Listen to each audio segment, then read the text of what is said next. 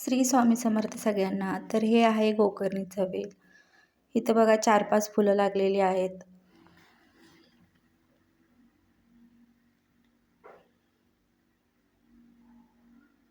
तर इथं बघा हुलग्याच्या शेंगासारख्या शेंगा लागल्यात.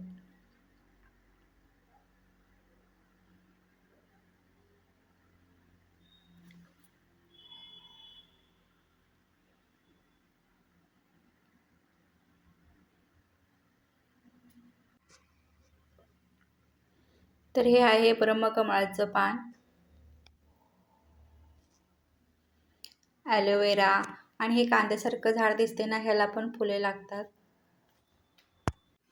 हे आहेत जास्वंदाची झाडे आणि हे कमळासारखे दिसतात, हे शोची झाडे आहेत. आणि हे आहे भाताचं पान.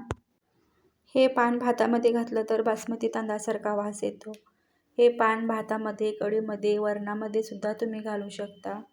आणि इथं मला झाडांची साफसफाई करायची होती म्हणून मी साफसफाई करून वेलवरती जाण्यासाठी एक काठी लावलेली आहे. तर मला ह्या फुलांचा काढा बनवायचा होता म्हणून मी 4-5 फुले तोडलेली आहेत. या गोकर्णीच्या फुलाचा काढा आपल्या आरोग्यासाठी खूप चांगला आहे.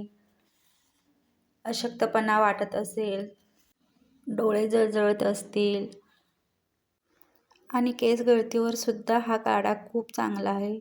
गोकर्णीच्या फुलाचा काढा अशक्तपणा दूर करण्यासाठी खूप फायद्याचा आहे.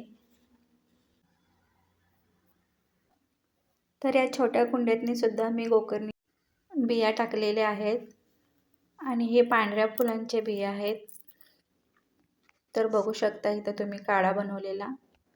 तर मी एकाच फुलाचा काढा बनवलेला आहे.